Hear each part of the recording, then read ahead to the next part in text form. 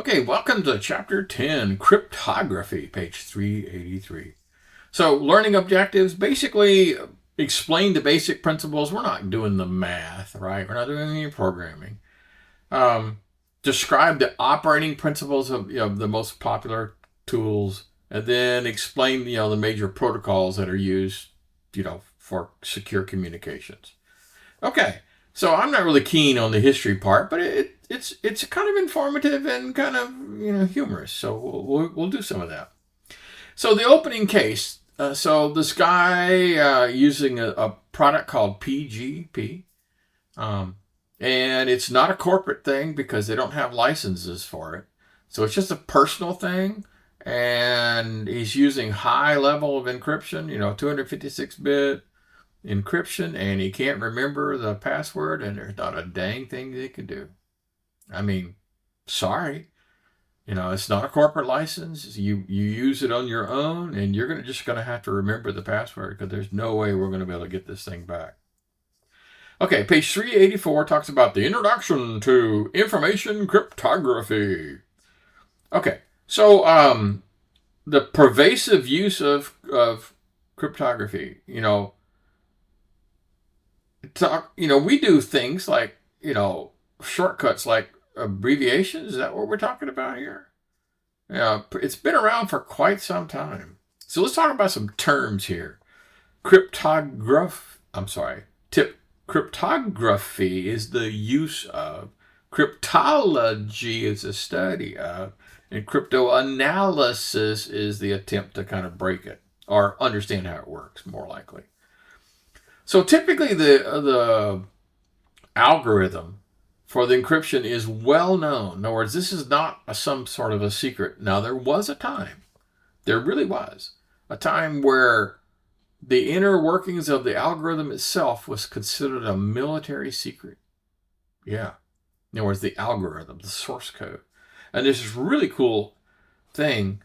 There was an export restriction on the algorithm itself. And so just to prove how stupid the idea was, somebody had a t-shirt printed up that had the C source code printed on the t-shirt for the algorithm for, the DES encryption routine. And walk right through an airport. No one stopped him or anything. It was hilarious. It was a stunt. But the point is, yes, nowadays, everyone kind of there are private ones, okay? But most of them are public. But you could go actually see what's going on. Okay. And so the history is amusing, okay? So ancient times, they use non-standard things in encrypting clay tablets. I like the ones where they wrapped it around a strip of paper, and they wrapped it around a dowel, but you didn't know how big the dowel was, and so they wrote it this way, and so it spread out. The one about the clay pots where they would write the message in the bottom of a clay pot and then put grain in the pot, and so when they went past the inspection station, they stuck their hand in there hunting for contraband, not knowing that the vessel itself contained the message. Tons and tons of really cool examples.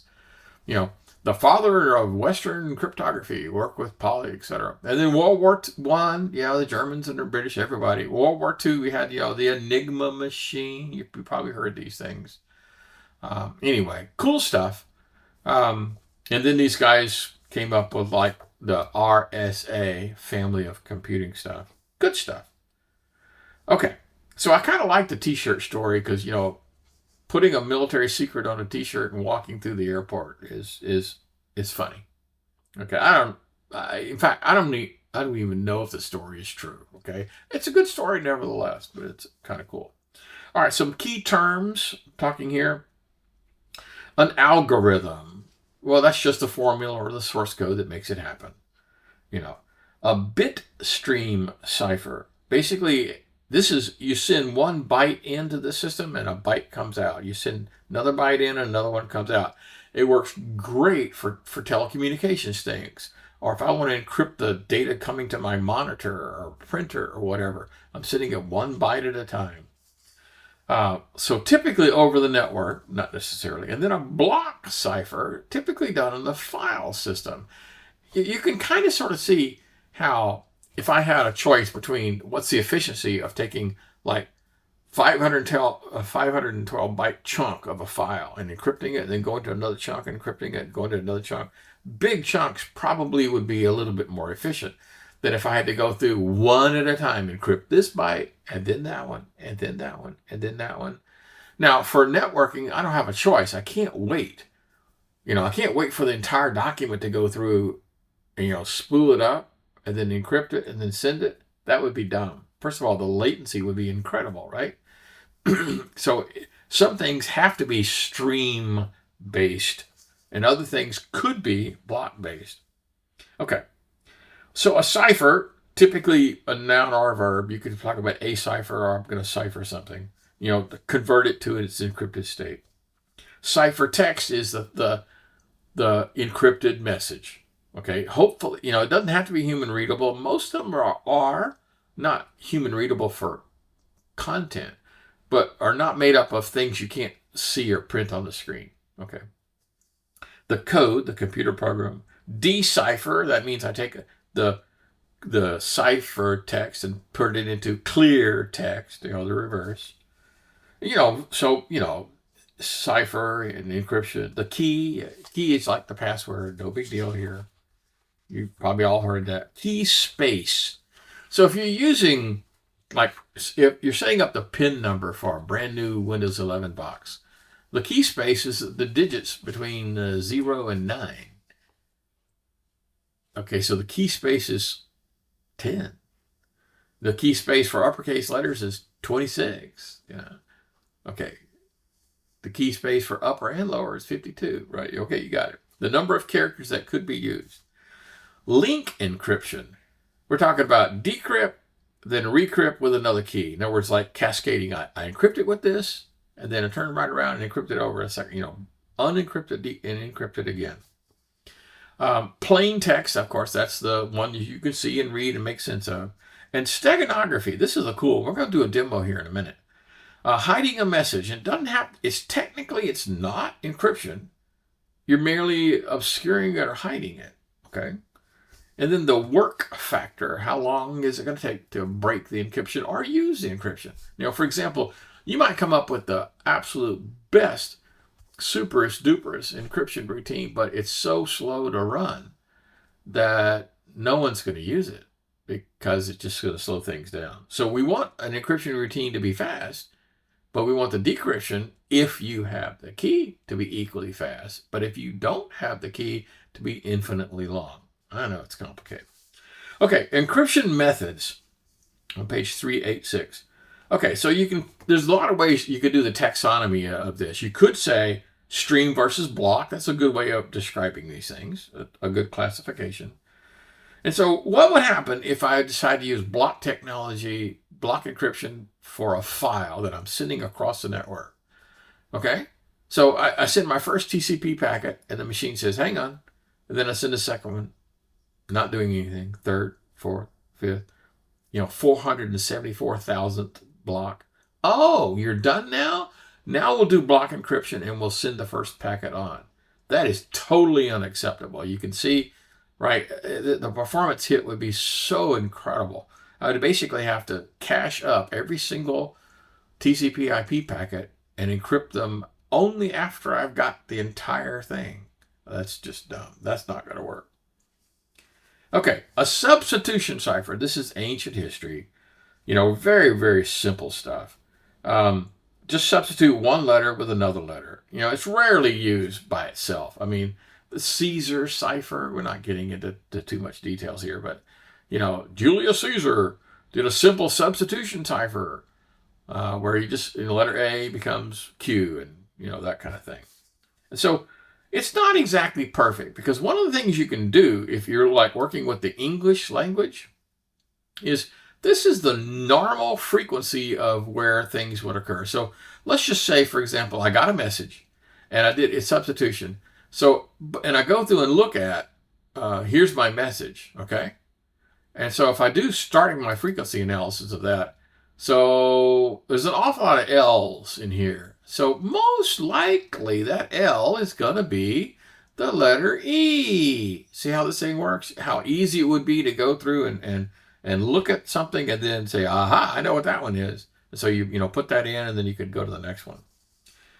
So a monoalphabetic, which means just one alphabet like this, but with a shift. Now, in the early days of Unix, Linux, there was a thing called ROT13, rotate 13. And basically what that meant was, if I type in something, and then I type in Mary had a little lamb,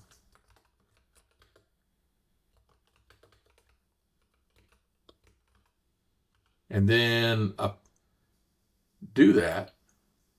All right, so spacing is still preserved. So, all they did was rotate the things 13, dang it, 13 spaces. So, an A becomes, whatever the 13th letter is, et cetera, et cetera, et cetera. So, M became that, et cetera. So it's pretty cool. And what was typically done is like for spoiler alerts, like you're reading an article on a game, and you don't want to know exact, you want to read the article, and maybe you want to see the little spoiler, or maybe you don't. So you'd use ROT13, and anyone could just light it up with their cursor, and bam, they could see the thing. It's not like super duper encryption. It's just designed to, if you want to see it, if you don't want to see it. Okay, polyalphabetic. Each letter has its own set of alphabets. Each group, for example, you could say each of the first 4 letters has this alphabet, and the next one has this one over here, and the next one. In other words, you're not using them all the time. You just use like the first 4, then you move over and do the next one. There's one called a veneer square. Again, this history lesson is going to get a little boring, so just bear with me. So it's a polyalphabetic, but with an opportunity to use a key, because up to now we've never really used a key. So veneer, you type out a word, and so the letters of the word determine, okay, this block is going to use this for the rotation. This block is going to use that letter for the rotation. This block of the message is going to use that letter to do the rotation. Very cool. So it's not rotate 13. It's rotate 4 the first time and 18 the next time, depending on what the letter is, right? Okay, cool. All right. So a substitution cipher, those are kind of sort of simple, and just word frequency alone would probably allow you to figure out what's going on. A transposition, this is, if you've ever seen these word jumble things, right? They take the words and they jumble them around, just rearrange the letters in a different order, except in this case, we're probably talking about rearranging bytes or bits. All the information is there. This is the word. All of them are there. You just need to put the things around and change the order of them until they make sense, right? Okay, just rearrange them. You could do like a 5x5 square where like you read down the first column, rather than, reading like normally we would in our world, from left to right. You could just have a square, so you write it down this way. So when you received it, it doesn't make any sense unless you look down the page, so to speak. And then padding is often used for like short messages, because you don't want someone to be able to say, aha, this only has like 3 words to it. So there's a thing called an exclusive OR. Again, I'm giving you all this good stuff. Some of this is useful to know. I'm hopefully going to zero in on those things that I think is important. In computer terms, if you're a programmer, an exclusive OR, OR means this or that, right? Well, in computers, you say, if something is 1 and a 0, I'll take if it matches the 1, I won't take it. If it matches the 0, I won't take it. So it has to be a 1 and a 0, or a 0 or a 1, exclusive OR. And it's very useful because it has a way of flipping something, and then you do an XOR on it a second time, and it flips it back. So I gave you 18, and you do an XOR on it, and then you say whatever that number is. And then you do another XOR on it, boom, it brings you back to 18. So it's a very cool tool. On a single byte, it's sort of like an encryption routine, kind of, sort of. Okay, once again, we're coming up on the 15-minute mark.